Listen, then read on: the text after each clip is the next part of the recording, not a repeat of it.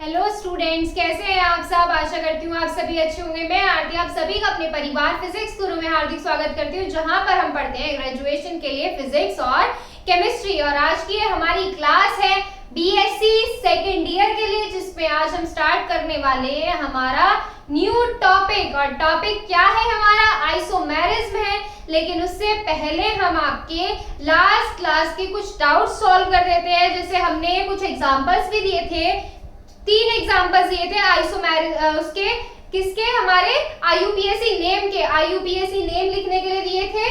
उन एग्जांपल्स को देख लीजिए एक बार, जिसके हो गए अच्छी बात है, जिसको डाउट है वो यहाँ से क्लियर कर लीजिए। आप देखिए पहला एग्जांपल क्या था हमारा। पहला एग्जांपल में हमने दिया था हमारा डबल कॉम्प्लेक्स। डबल कॉम्प्लेक्स कैसा था हमारा?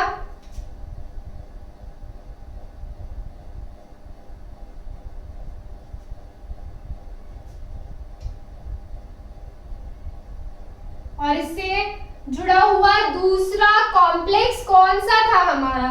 Cr NH3 का 6,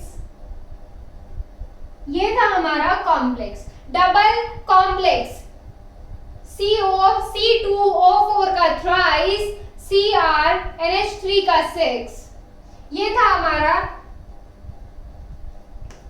डबल कॉम्प्लेक्स। अब इसमें हम नेम कैसे लिखते थे? नेम आप सभी को पता होगा कि कैसे लिखते थे। हमारा कॉम्प्लेक्स किस तरीके से होता था। देखिए इसमें हम क्या देखेंगे। अब इसमें हमारा कौन सा कॉम्प्लेक्स कैटायनिक है, कौन सा कॉम्प्लेक्स एनायनिक है, अब ये चेक करेंगे। हमारा कैटायनिक कॉम्प्लेक्स का नेम पहले लिखा जाता है और फिर उसके बाद एनायनिक का नेम लिखा जाता है। तो इसका नेम क्या हो जाएगा? 6 के लिए कितना आएगा? हेक्सा। 6 के लिए हेक्सा। NH3 के लिए कितना हो जाएगा? अमीन।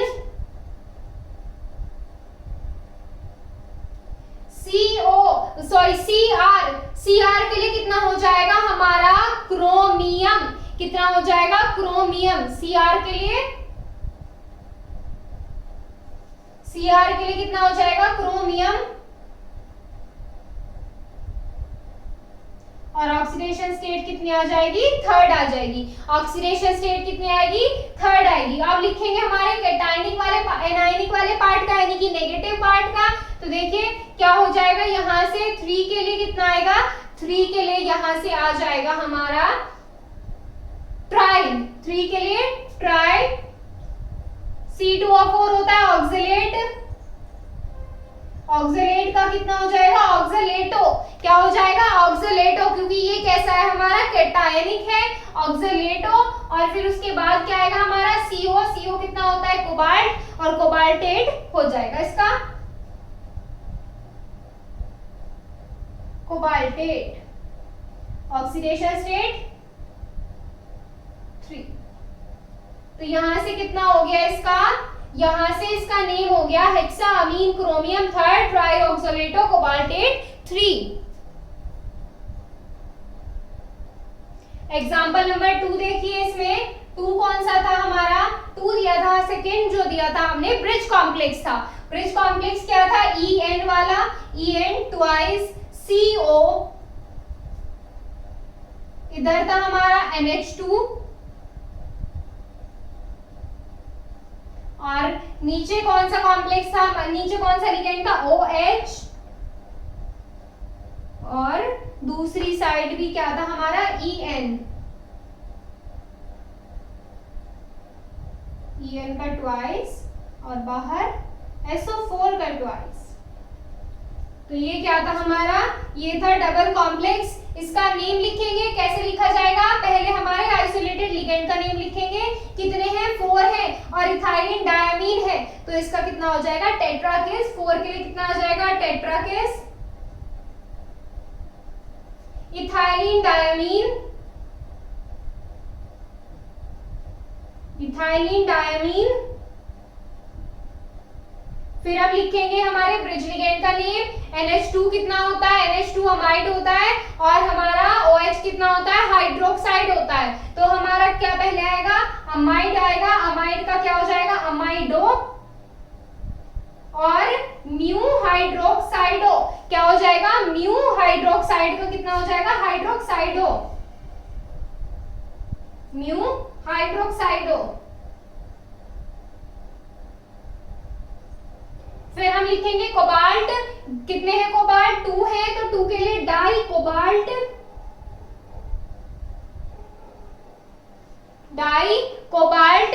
ऑक्सीडेशन स्टेट लिखेंगे, ये पूरा नेम एक ही है, मैं यहाँ पे लिख रही हूँ, स्पेस नहीं उधर, तो यहाँ पे ऑक्सीडेशन स्टेट करेंगे, इसकी कितनी आ जाएगी, 3rd आ जाएगी ऑक्सीडेशन स्टेट, और SO4 का कितना हो जाएगा, सल्फेट।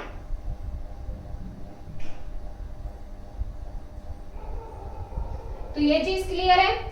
En की अब यहाँ से ऑक्सीडेशन स्टेट निकालना फाइंड कीजिए। देखो पहले भी बताया था SO4 की कितनी होती है -2, OH की कितनी होती है -1, और इसकी 0 हो जाएगी, तो किसकी निकालते हैं हम, CO की निकालते हैं, इनकी भी 0 होती है, तो CO कितनी हो जाएंगे, CO यहाँ से हो जाएंगे, इसकी NH2 की -1 होती है, तो यहाँ से कितना हो जाएगा, 2x प्लस नहीं -1 हो जाएगा, -1 और इसकी कितनी हो जाएगी, -4 इज इक्वल टू कितना होगा, 0 होगा, तो यहाँ से 2x - 6 equals to 0, 2x equals to 6 और x इक्वल्स टू 3, तो यहाँ से ऑक्सीडेशन स्टेट कितनी आ गई, इसकी 3 आ गई। इसको नोट कीजिए फटाफट से, फिर हम 3rd वाला देखते हैं।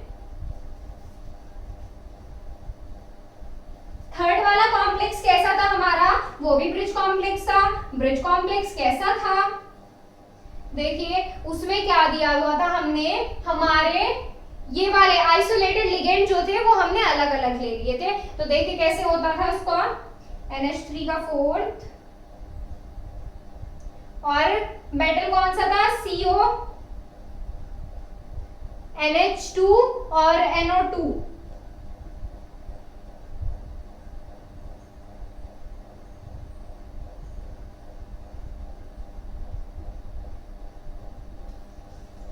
ये था हमारा। इसका नेम कैसे लिखेंगे, देखिए इसका नेम किस तरीके से लिखेंगे हम,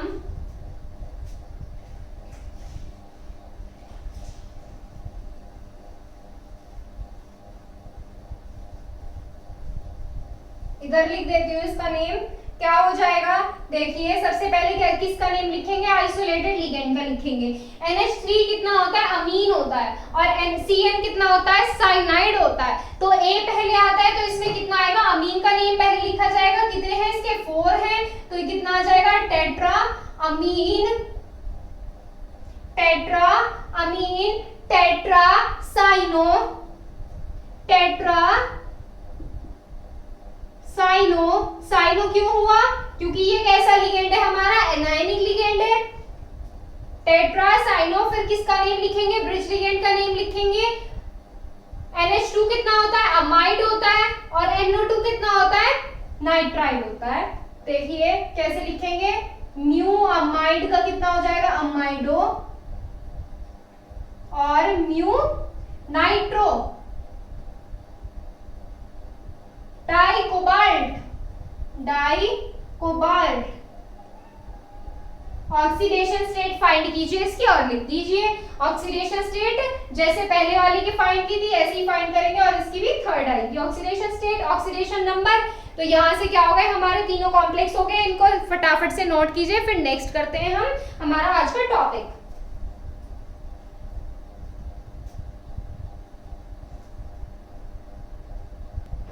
तो चलिए अब बात करते हैं हमारे आज के टॉपिक की। आज का टॉपिक कौन सा है हमारा, आइसोमेरिज्म। आइसोमेरिज्म क्या होता है,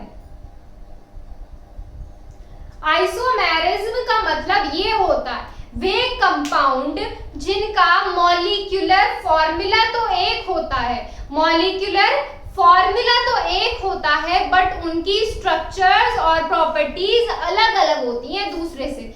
मतलब दो कंपाउंड लिए हमने, दो कंपाउंड लिए, मान लीजिए ये दो पेन है, ये तो हमारे एज अ कंपाउंड ले लिए, इनका मॉलिक्यूलर फॉर्मूला तो एक है, बने तो दोनों एक ही तरीके से, पर इनकी स्ट्रक्चर किस तरीके से, देखिए स्ट्रक्चर ये कैसा है, ब्लैक है, ब्लैक के लिए अलग इंक है और ब्लू के लिए अलग इंक है। तो इस तरीके से इनके मॉलिक्यूलर फॉर्मूला तो एक होते हैं, बनाने का तरीका तो एक है, लेकिन क्या अलग है, स्ट्रक्चर अलग है और उनकी प्रॉपर्टीज अलग है। वे कंपाउंड जिनके मॉलिक्यूलर फॉर्मूला एक होते हैं बट स्ट्रक्चर और उनकी प्रॉपर्टीज डिफरेंट होती है, उनको हम क्या बोलते हैं, उन कंपाउंड्स को हम आइसोमर्स बोलते हैं। और ये जो प्रोसेस होता है इसको हम क्या बोलते हैं, आइसोमेरिज्म बोलते हैं। वही क्या होता है हमारा आइसोमेरिज्म। जो कंपाउंड के मॉलिक्यूलर फॉर्मूला सेम होंगे पर डिफरेंट स्ट्रक्चर और प्रॉपर्टीज होंगे, आइसोमर्स कहलाएंगे और ये प्रोसेस आइसोमेरिज्म कहलाएगा।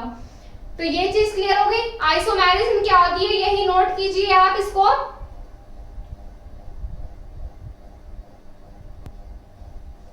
लिखिए इसमें the compounds having same molecular formula, the compounds having same molecular formula, having same molecular formula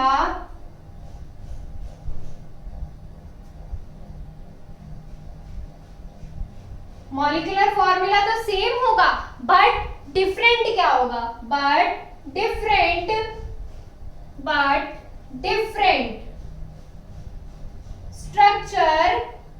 structure और उसकी प्रॉपर्टीज क्या होंगी, डिफरेंट होगी। But structure as well as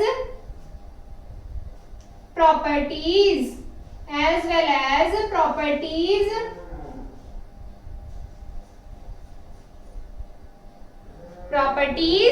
कैसी हो जाएंगी, डिफरेंट हो जाएंगी। क्या डिफरेंट हो जाएंगी, but different structure as well as properties are known as isomers. ऐसे कंपाउंड्स को क्या बोलते हैं हम, isomers are known as isomers. क्या बोलेंगे, आइसोमर्स। और ये प्रोसेस क्या कहलाता है, ये प्रोसेस हमारा कहलाता है isomerism and this process is known as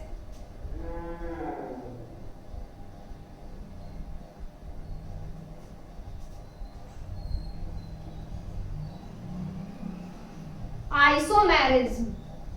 क्या कहलाएगा ये प्रोसेस, आइसोमेरिज्म। तो ये क्या होती है हमारी आइसोमेरिज्म होती है। अब मैं आपको बताती हूँ आइसोमेरिज्म किस किस तरीके से हो सकती है, कैसे कैसे हो सकती है। फिर हम किस पे चलेंगे, आइसोमेरिज्म के पार्ट्स पर चलेंगे। आइसोमेरिज्म जो है दो पार्ट्स में डिवाइड की गई है और उसके भी कुछ पार्ट्स हैं, लेकिन पहले हम डिस्कस करेंगे हमारी आइसोमेरिज्म किस तरीके से पॉसिबल होती है। जो आइसोमेरिज्म का जो कैरेक्टरिस्टिक है, आइसोमेरिज्म उन कंपाउंड्स में पॉसिबल होती है कैसे में, जिनमें कोवलेंट बॉन्ड होता है, मतलब कोवलेंट कंपाउंड्स में हमारी आइसोमेरिज्म पॉसिबल होती है। क्यों होती है, अब कोवलेंट में ही क्यों होती है, क्वेश्चन ये बनता है कोवलेंट में, कोवलेंट कंपाउंड का कैरेक्टरिस्टिक ही क्यों है आइसोमेरिज्म। जो कोवलेंट बॉन्ड होता है ये वीक बॉन्ड होता है बाकी बॉन्डिंग की कंपैरिजन में। ये कैसा है, कोवलेंट कैसा होता है, वीक होता है। जब ये वीक बॉन्ड होगा तो इसमें हम कोई भी एटम और ग्रुप, कोवलेंट जो कंपाउंड हो गया,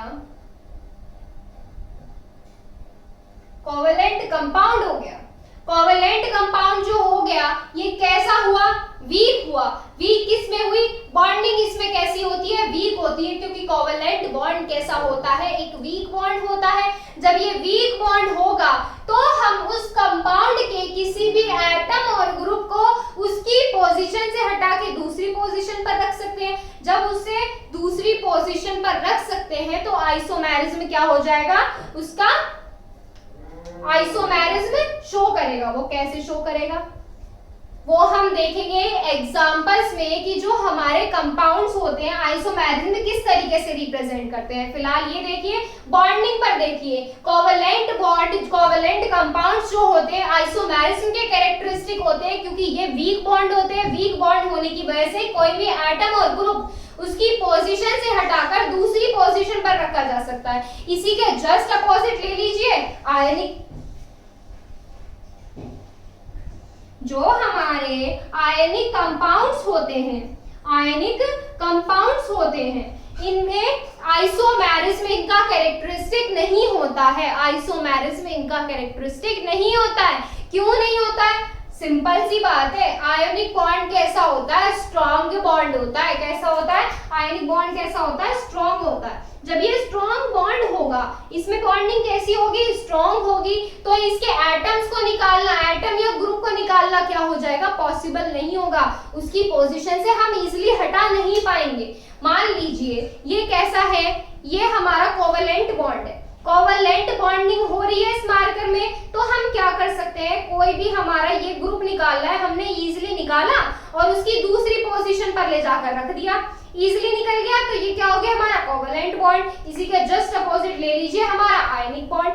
आयनिक कंपाउंड है ये पूरा, आयनिक कंपाउंड है। कैसा? आयनिक बॉन्ड है इसमें। कैसा होता है? Strong bond. तो हम इसके किसी भी एटम को इजीली नहीं निकाल सकते हैं। देखिए, हमें निकालने के लिए क्या करना पड़ रहा है? फोर्स लगाना पड़ रहा है। तो हम इसके किसी भी एटम को या ग्रुप को निकालकर दूसरी जगह रिप्लेस नहीं कर सकते। तो ये क्या होता है? हमारा आयनिक कंपाउंड होता है। अब बात करते हैं इनके बीच की।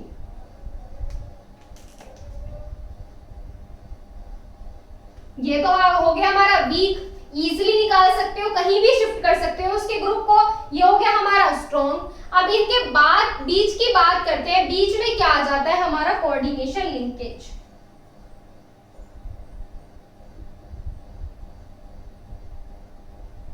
कोऑर्डिनेशन लिंकेज ये आ जाता है इसमें हमारा, इनके बीच में। इसका मतलब क्या हुआ? कोऑर्डिनेट लिंकेज का मतलब हमारा क्या हुआ? कोऑर्डिनेट लिंकेज का मतलब ये हुआ, ये हमारा कोवेलेंट कंपाउंड्स और आयनिक कंपाउंड्स के बीच का है। क्या है? इनके बीच का है। कैसा है? कोऑर्डिनेट लिंकेज जो है हमारा कोवेलेंट और आयनिक के बीच है। कैसा है? इनका इंटरमीडिएट है। कैसा है? इंटरमीडिएट है। कैसा है? इनके बीच इंटरमीडिएट है। इंटरमीडिएट है तो कोई भी एटम और ग्रुप हमारा क्या कर सकता है? जो कोवेलेंट बॉन्डिंग बनाएगा। कोऑर्डिनेट लिंकेज का मतलब क्या होता है? कोवेलेंट बॉन्डिंग होता है।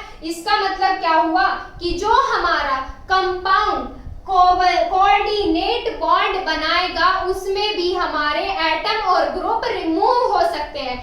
एटम और ग्रुप क्या हो सकते हैं? रिमूव हो सकते हैं। कहां से? कंपाउंड में से। उसके आगे से निकाल लिया मान लीजिए ग्रुप, और कहां लगा दिया? पीछे जोड़ दिया। इसी तरीके से आगे से ग्रुप निकाला, आगे से ग्रुप निकाला और पीछे जोड़ दिया। ये क्या हो गया इसका? ये हो गया इसका कोऑर्डिनेट लिंकेज। कैसा हो गया? Coordinate bond. पर ये जो हमारा कोऑर्डिनेट लिंकेज यानी कि कोऑर्डिनेट बॉन्ड में जो हमारे एटम्स और ग्रुप होते हैं, ये कुछ लिमिटेड कंडीशन में ही रिमूव होते हैं। इनकी पोजीशन जो चेंज होती है कुछ लिमिटेड कंडीशन में भी हो सकती है। तो आप ऐसे ही बोल सकते हो कि जो हमारी आइसोमेरिज्म है, आइसोमेरिज्म का जो कॉन्सेप्ट है ये हमारे कुछ लिमिटेड कॉम्प्लेक्स के लिए ही होता है, लिमिटेड कॉम्प्लेक्सेस के लिए होता है। तो अब इसमें हम ये वाली बात लिखेंगे कि कोवेलेंट कंपाउंड में कैसी होती है हमारी और आयनिक कंपाउंड्स में कैसी होती है। देखिए अब इसको कैसे लिखेंगे हम।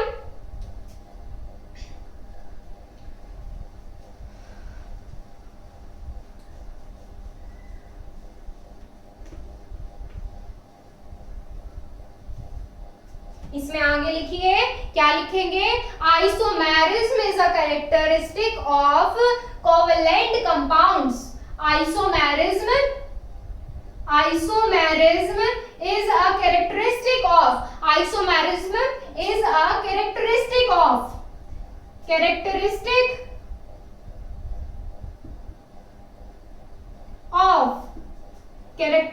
of covalent compounds, is a characteristic of covalent compound. Covalent compound.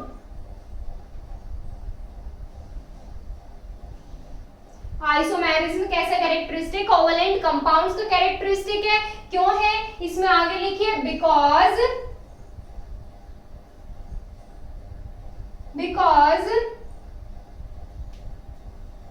क्यों है? अभी बताया आपको। ये कैसा है? वीक बॉन्ड है। Because it is a weak weaker bond in comparison to, it is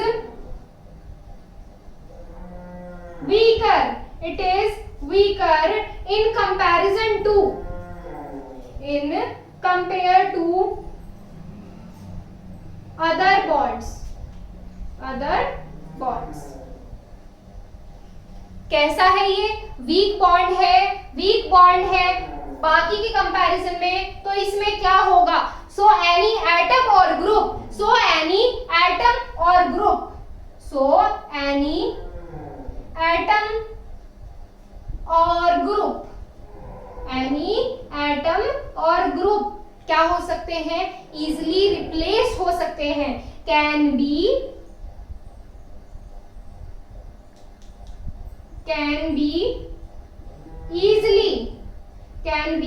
easily replaced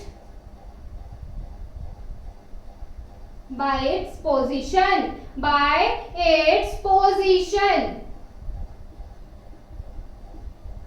कैसे हो सकते हैं? उसकी पोजीशन से रिप्लेस हो सकते हैं। तो अब इसमें आगे लिखेंगे isomerism can not be observed in ionic compounds. इस पर आगे लिखेंगे आइसोमेरिज्म।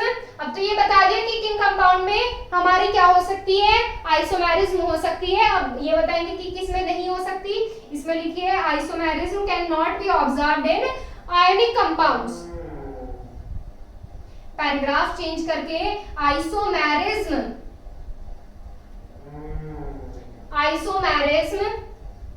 cannot be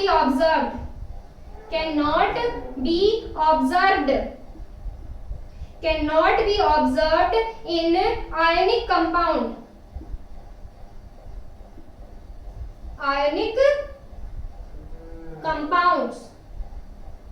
क्यों नहीं हो सकती? अभी बताया आपको क्यों नहीं हो सकती, क्योंकि ये कैसा होता है? स्ट्रॉन्ग होता है। Because it is a strongest bond, because it is a strongest bond, सबसे ज्यादा मजबूत होता है ये strongest bond.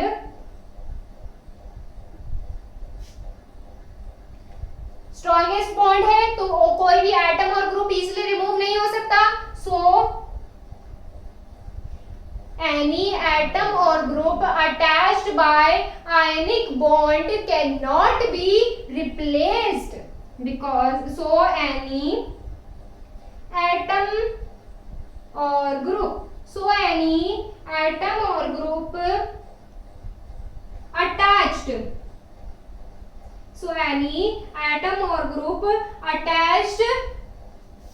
by ionic bond, कैसे हो? आयनिक बॉन्ड से अटैच्ड हो, attached by ionic bond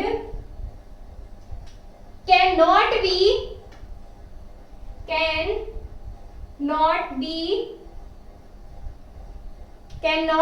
replaced from its position,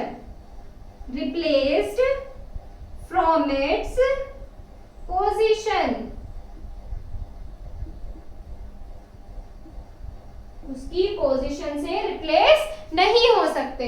तो इतनी बात हो गई। अब बात करेंगे इनके बीच की कि बीच में क्या होता है। पहले इसको नोट कीजिए, आप स्क्रीनशॉट ले लीजिए या साथ साथ नोट कर रहे हैं तो और भी अच्छी बात है। अब बात करते हैं इंटरमीडिएट की। इंटरमीडिएट क्या होता है? कोऑर्डिनेट लिंकेज जो होती है इंटरमीडिएट का काम करती है। किसके बीच में इंटरमीडिएट का काम करती है? हमारे कोवलेंट और आयनिक कंपाउंड्स के बीच में। तो देखिए कोऑर्डिनेट लिंकेज इज इंटरमीडिएट। आगे लिखिए, इसमें इसी के बाद लिखना है coordinate linkage. Coordinate linkage is a intermediate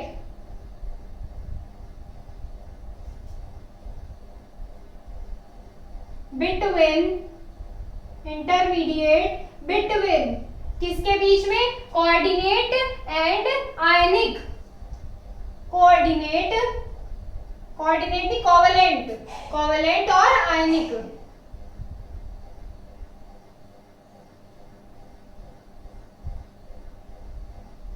ionic bonds, covalent और आयनिक bonds.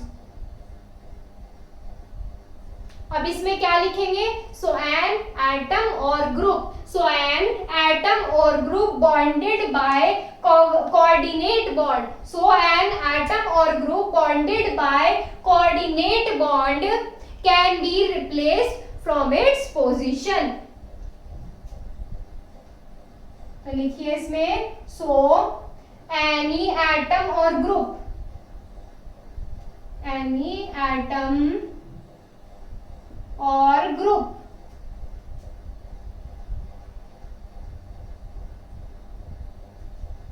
Can be replaced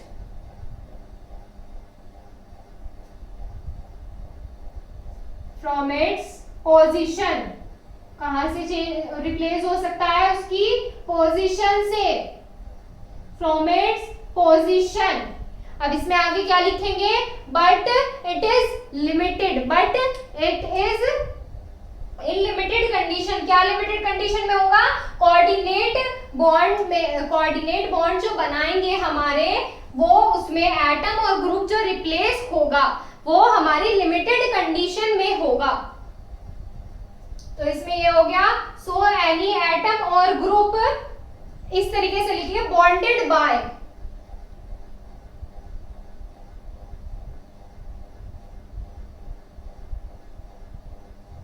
covalent bond. कैसे हो? कोवेलेंट बॉन्ड से जुड़े हो, bonded by covalent bond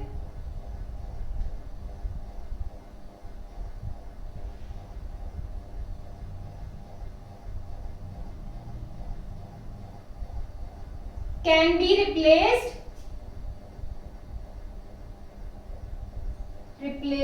from its position.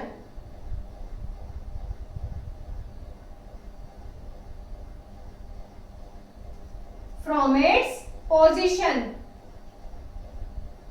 Coordinate bond का भी जिक्र हो गया इसमें। अब इसमें आगे क्या लिखेंगे कि ये हमारा क्या होता है? लिमिटेड कंडीशन में होता है। लिखिए इसमें आगे, but in limited condition, but in limited condition,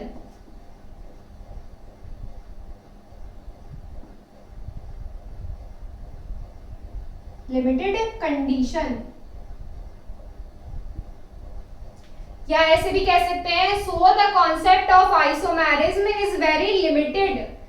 the concept, so the concept of isomerism, so the concept of isomerism, isomerism का जो कॉन्सेप्ट है कैसा हो जाएगा? लिमिटेड हो जाएगा। Is very limited, is very limited. क्या हो जाएगा? Limited in complex compound, in complex compound.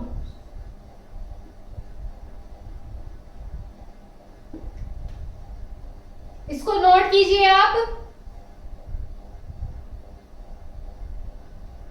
देखिए अब इसके बाद आते हैं आइसोमेरिज्म के टाइप। आइसोमेरिज्म जो होती है हमारी दो पार्ट्स में डिवाइड की गई है। एक तो है हमारी स्ट्रक्चरल आइसोमेरिज्म और दूसरी होती है हमारी स्टीरियो आइसोमेरिज्म। जो स्ट्रक्चरल आइसोमेरिज्म है ये भी हमारी कुछ पार्ट्स में डिवाइड की गई है, और जबकि हमारी जो स्टीरियो आइसोमेरिज्म है ये भी कुछ पार्ट में डिवाइड की गई है। स्ट्रक्चरल आइसोमेरिज्म जो होती है हमारी 2D आइसोमेरिज्म बोल सकते हैं इसको, और जो स्टीरियो होती है उसे 3D बोल सकते हैं। तो ये कितने पार्ट्स में डिवाइड की गई है, कौन कौन से पार्ट्स में, इनका डिस्कशन हम करेंगे कल।